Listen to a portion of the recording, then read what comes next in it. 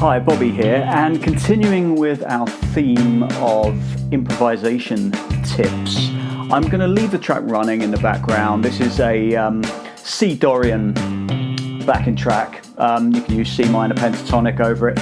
In actual fact, the bass line is just the root and the fifth. So it's just the only notes in the bass line, it's just drums and bass. The only notes in the bass line are C and G. So you could play Mixolydian over this, you could play Aeolian, you know, any scale with a perfect fifth will fit. But I'm just kind of opting for this kind of Dorian sound, or like a C minor 7 sound. I've spoken a fair bit about limitation exercises and kind of said that they're anything but limiting. And what I mean by that is I feel it's really beneficial to practice limitation exercises where you focus on one specific thing. It could be a set of rhythms, it could be a set of notes, it could be a certain technique, and you practice that exclusively over the backing track, kind of letting go of the fact that you're not performing a solo. You know, you're not going to be playing things that you're going to play in a solo wholesale. You know, nobody, for example, plays a solo on one string unless they're kind of showboating or something. But doing these kind of micro improvisations, for want of a better term, you know, kind of microtransactions, kind of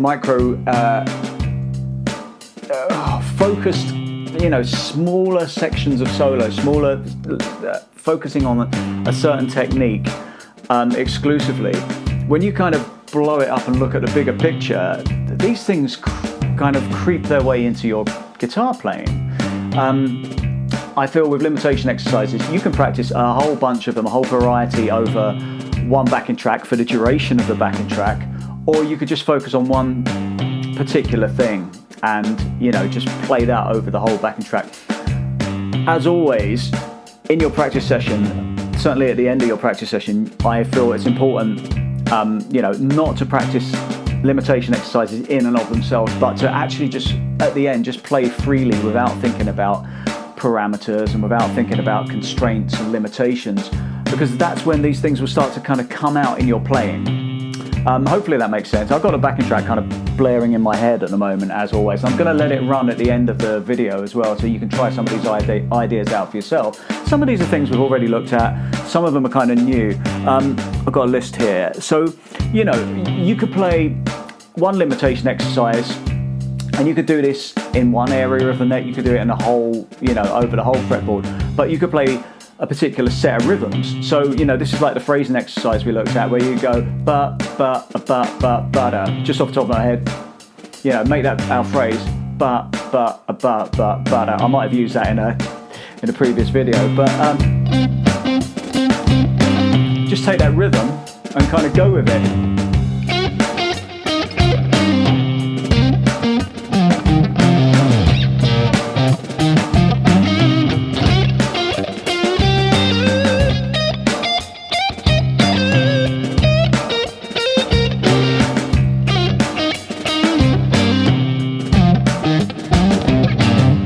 You know, that's one idea, and there's, you know, that is a whole separate kind of area. You could just kind of vamp away on that for hours on end. Another thing you could do is just practice arpeggios. So just play arpeggios. So I'm assuming, you know, this is kind of like a C minor 7 type thing. So I'm going to play, you know, the root, the flat 3, the perfect fifth, and flat 7 in any order.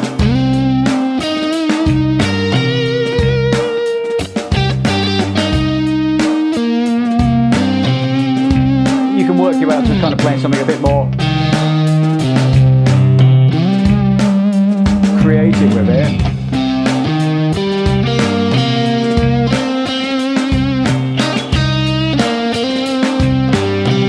It's quite easy to do in a minor pentatonic scale because 4 of the 5 notes of the minor pentatonic scale are a minor 7 arpeggio anyway. But you could, you know, kind of just expand out to just arpeggios in and of themselves, you know, in the key. So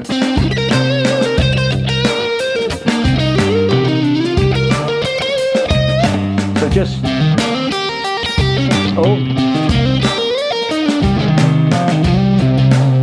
yeah, a little bit of string skipping. However, whatever you do with your arpeggios, you know, kind of beboppy.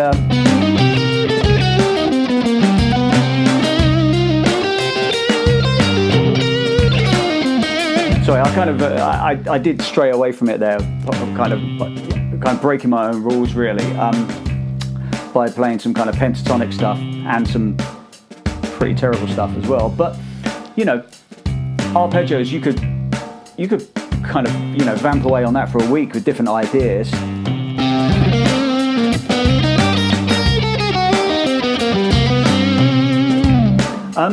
Another thing you could do is you could only play. We're coming to the end of the backing track now, I think. Yeah, it's going to start again, hopefully. Here we go. So, this is all very carefully pre-planned, as you can tell. So, you know, you could play certain subdivisions. So, you know, maybe just eighth notes. So you could do, yeah, we'll say just eighth notes and then just 16th notes and maybe just 16th note triplet. So, eighth notes would be.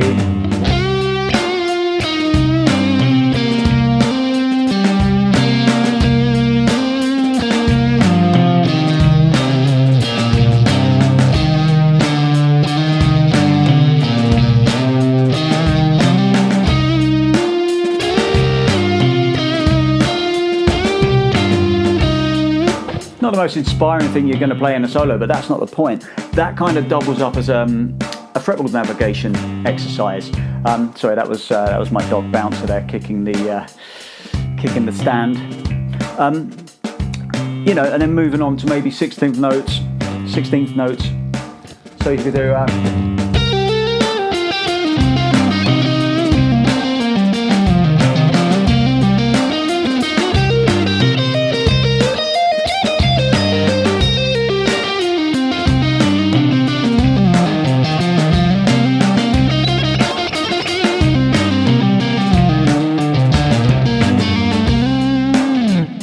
And of course, I mentioned this before in a previous video, every note that you play doesn't have to be a new note. You can double up on notes, you can play double stops. You know, just expanding that out a little bit further, kind of 16th note triplets if I can manage it.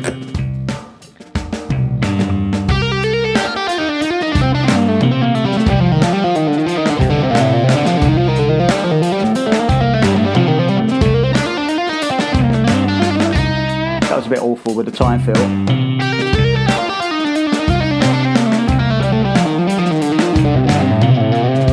But it doesn't really matter, you know, if you're going to make a mistake or if you veer off the beaten path, as long as you're aware that that's what you did, that's the important thing. You're not playing these ideas with a view to kind of keep them as, you know, kind of compositional tools or licks. You're just building kind of possibilities and pathways for your fingers, for your brain, on a kind of subconscious level. I've mentioned this before, but a lot of practice is basically data entry, and when you step away from the instrument, your brain does an awful lot of kind of processing in the background, and you will start to internalize some of these ideas.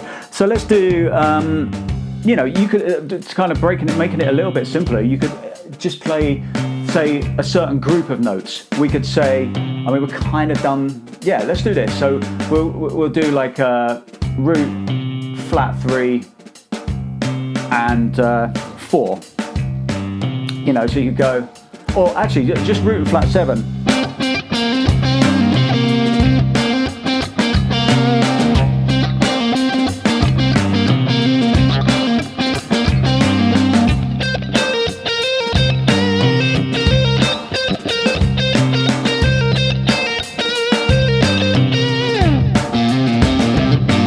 Wherever you know it.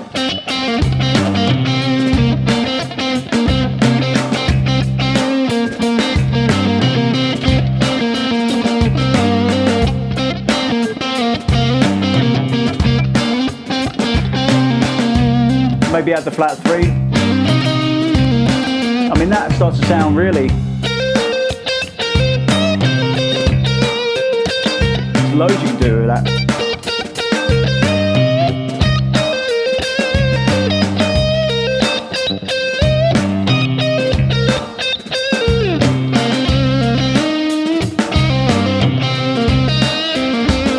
You can take this cell that you get in the, this, I like to have a lot of fun with this with students. This kind of cell that you get in the middle of the minor pentatonic scale, where you've got, if we're in C minor pentatonic, where you've got 8 and 10 on the G, or on the D, sorry, and 8 and 10 on the G.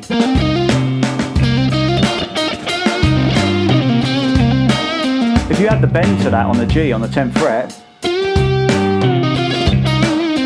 you've got all 5 notes of the minor pentatonic scale. You can make a ton of music with that, you know, and then it becomes a kind of phrasing.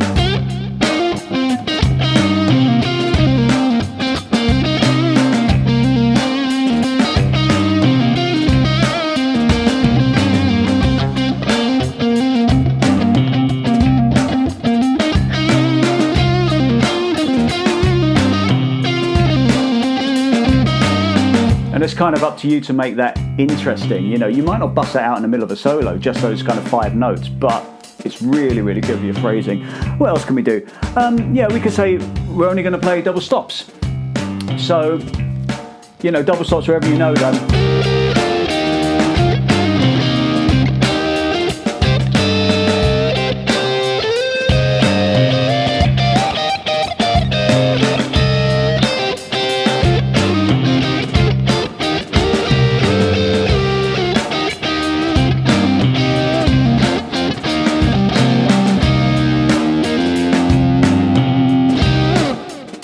It's not going to be a great solo in and of itself, but it's great for, you know, kind of finding where they are on the fretboard and being able to throw them into your improvisations. How about something like this? 1 string. You know, if you break a string, you're going to need to do that in a solo, but it's great for kind of fretboard knowledge. It's great for phrasing. So.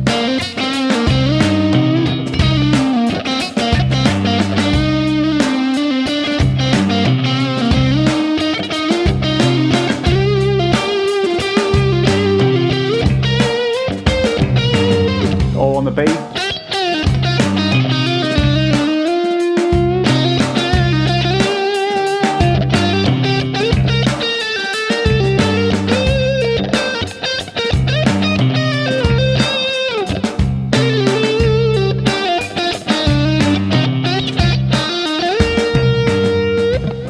It, you know, forces you to phrase differently, or only playing, you know, a certain sequence. So just off the top of my head, we looked at this kind of one before. This, you know, kind of run down in 4s.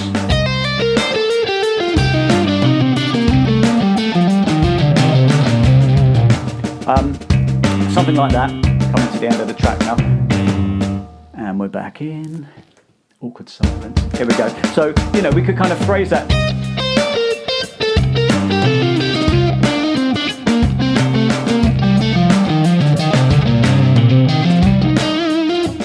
Obviously, I've demonstrated something like that before in a previous video, but there's just a few ideas for limitation exercises. As I say, the really, really important thing with this is that you practice them. You know, you could focus on 1 per practice session. You could focus on a whole bunch of them, and you know, spend 3 minutes or 10 minutes on each theme, or just play it till you get bored of it. You know, play it till you kind of, you know, stumble upon something interesting and then move on to something else, but always take time at the end to play over the backing track uninhibited and unrestricted, and that's when these ideas will really start to come out in your playing. So the really important thing is limitation exercises, or some people call them forced limitation exercises, isolation exercises, I've heard them referred to. It's just where you focus in on one particular thing, rhythmically, melodically, technique-wise, and you know, you get a lot of value, I think, when these things double up as, for example, a technical exercise and a fretboard visualization exercise, or a fretboard visualization exercise and a phrasing exercise. You know, they do wonders for your phrasing. So try out some of those and just have fun with it. Cheers, guys. I'll see you on the next video.